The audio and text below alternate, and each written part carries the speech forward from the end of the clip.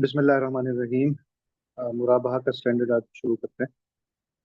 मुराबाहा के स्टैंडर्ड को पहले स्कोप को देख लेते हैं, इंशाल्लाह मूवी देखे आज हो जाएगा ये। थोड़ा सा बड़ा है, लेकिन साथ देंगे तो इंशाल्लाह हो जाएगा। मुराबाहा का स्टैंडर्ड कवर करता है इसको, मतलब दिस स्टैंडर्ड कवर्स द मुराबा transaction and its various stages. इसके मुख्तलिफ मराहिल को ये डिस्कस करता है। The issue relating to guarantees before concluding a मुराबा डील सच एज प्रॉमिस। अगर आपने कोई गारंटीज ली है, गारंटी से मुराद यहाँ पर सिक्योरिटी है। फॉर एग्जाम्पल कोई प्रॉमिस लिया हुआ है या हामिश जिद्दिया आपने लिया हुआ है, security deposit and issues relating to guarantees for recovery of the debt. कि अगर आपने कोई और इसके अलावा सिक्योरिटी रखी हुई है डेट की रिकवरी के लिए, इन केस ऑफ मुराबा, ये उसकी बात करता है। This standard does not cover deferred payment sales. ये डेफर्ड पेमेंट सेल्स, जो बाकी डेफर्ड पेमेंट सेल्स हैं, उनकी बात नहीं करता। That takes place on a basis other than that of मुराबा। मुराबा के अलावा जितनी सेल ट्रांजेक्शन है उनकी बात नहीं करते, सिर्फ मुराबा की बात। It also does not cover other trust and bargaining sale. ये बाकी ट्रस्ट सेल्स और बार्गेनिंग सेल्स की भी बात नहीं करता, जैसे मुसावमा वगैरह।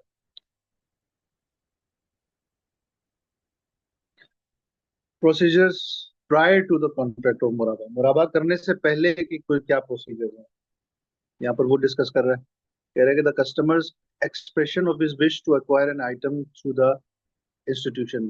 कस्टमर सबसे पहले अपनी इस विश का जिक्र करता है कि मुझे ये चीजें चाहिए इंस्टीट्यूशन से, बैंक से।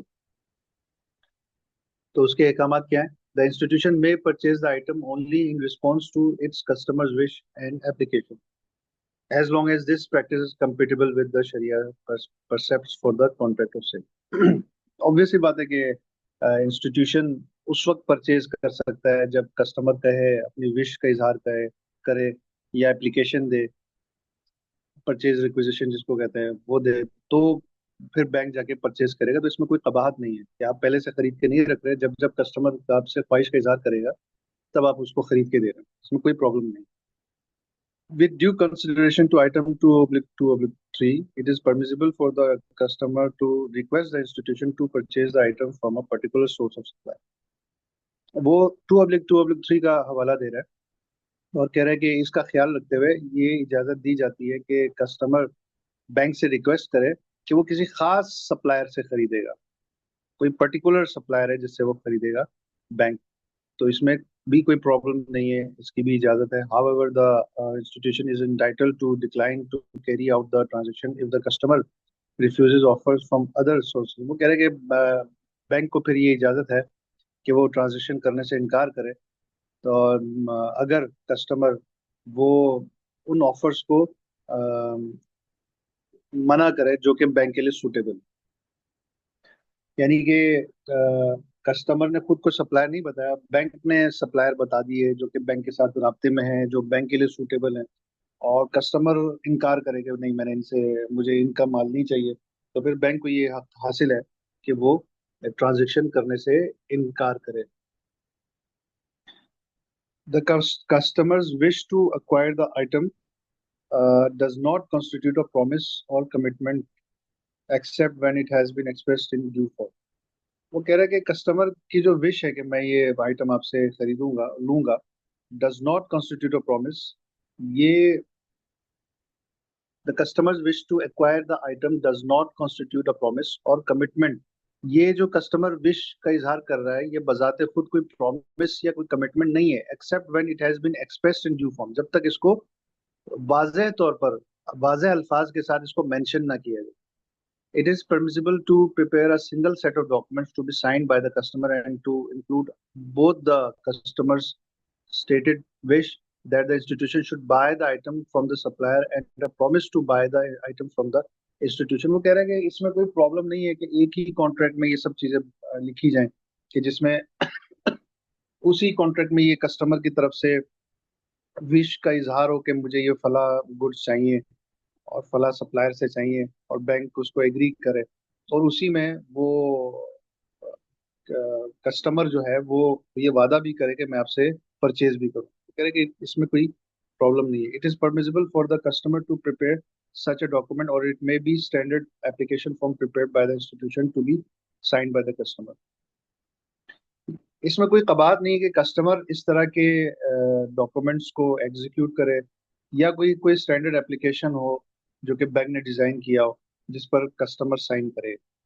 यानी कि या तो कस्टमर हाथ से लिख के दे दे कि भाई ये इस तरह से मैं आपसे रिक्वेस्ट करता हूँ कि आप मेरे लिए खरीदें, जब आप खरीदेंगे तो मैं वादा करता हूँ आपसे परचेज करूंगा, या तो ये हाथ से लिख के दे दे, या बैंक का कोई स्टैंडर्ड फॉर्मेट हो कि जो प्रिंटेड शक्ल में हो, कस्टमर बस उस पर जो मुतल्लिका जो फिल इन द ब्लैंक्स हैं उनको फिल करके साइन कर दे, तो ये भी काफी होगा, इसमें कोई प्रॉब्लम नहीं।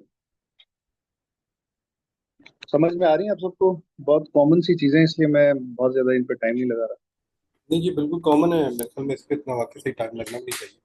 बिल्कुल कॉमन सी कंडीशन है। लेकिन आप साथ में फिर भी बोलते चले जाएं, मुझे थोड़ा सा सांस लेने का मौका मिल जाएगा।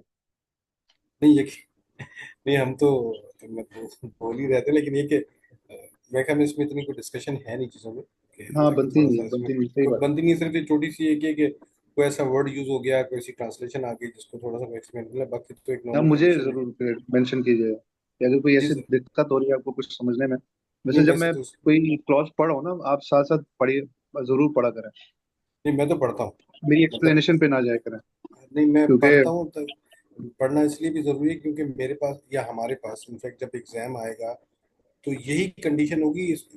ठीक है, हम सुन रहे हैं समझ रहे हैं, ठीक है, लेकिन अगर इसी पैराग्राफ को पढ़ के समझ रहे होंगे तो हमें कंडीशन भी याद रहेगी और ये अंग्रेजी और ये कंटेंट भी याद रहेगा। अदरवाइज सुना हुआ तो ठीक है, एक अंडरस्टैंडिंग होगी, सही समझ में आएगी, लेकिन इस अंग्रेजी के साथ इस कंटेंट को याद रखना भी तो जरूरी है, जिस तरीके से वो उस चीज को बयान कर रहा है।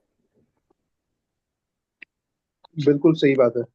इसीलिए मैं आपको ये कह रहा हूँ कि आप लोग लाजमी साथ साथ पढ़ा भी करेंगे। लेकिन पढ़ने से आपको एक पढ़ने की भी आदत हो जाती है, कोई भी टेक्स्ट आप इजीली फौरन समझ भी जाएंगे, और जब आप पढ़कर बातें सुन रहे होंगे मेरी, तो उसको रिलेट भी कर रहे होंगे, और वो जब भी आप ये जुमला पढ़ेंगे तो जो मेरी एक्सप्लेनेशन है वो आपको याद भी आ जाएगी फौरन। लेकिन अगर आप वैसे ही सुन रहे हैं तो समझ में तो अच्छे से आ रहा होगा, लेकिन वो एग्जाम पॉइंट ऑफ व्यू से इतना फ्रूटफुल नहीं है। और एग्जाम के अलावा भी अच्छा ये होता है कि आप उसकी अंग्रेजी की भी आदत डालें, ताकि कल को आपको कभी भी जरूरत पड़े तो आपके लिए ये अल्फाज अजनबी ना हो। आगे चलते हैं। The customer may obtain statement of price from the supplier whether they are addressed to the customer by name or with no reference to any name customer general offer. Customer कोई statement of price, price quotation होती है, वो supplier से ले सकता है, जिसमें customer का नाम भी लिया जा सकता है, कोई स्पेसिफिक ऑफर हो। प्राइस कोटेशन होती है ना, पहले कस्टमर जाता है एक कोटेशन लेके आता है, तो वो कोटेशन कस्टमर के नाम पे भी हो सकती है, या कोई जनरल कोटेशन होती है जिसको जनरल ऑफर कहते हैं। कह कि दोनों में कोई प्रॉब्लम नहीं है। In the latter case the statement is considered as an invitation to negotiate. जो दूसरा केस है उसमें आप ये समझ सकते हैं कि ये गोया आपको निगोशिएशन करने के लिए एक इनविटेशन है, and not as an offer of sale. ये कोई सेल के लिए ऑफर नहीं है। It is preferable that the invoice should be address to the institution. वो कह रहे हैं कि इनवॉइस वैसे तो बैंक के नाम पे होनी चाहिए, क्योंकि जो गुड्स आ रही हैं वो तो बैंक के नाम पे हैं, so as to include an offer of sale from the supplier of effective up to the end of a specific period. The contract of sale is deemed concluded once acceptance comes from the institution. होना तो ये चाहिए कि ये invoice bank के नाम पे और बैंक इसको कबूल करे, लेकिन ये स्टैंडर्ड कह तो रहा है, लेकिन प्रैक्टिकली मुश्किल है। अमूमन कस्टमर ही कर रहा होता है। कस्टमर हमारा अनडिस्क्लोज्ड एजेंट होता है,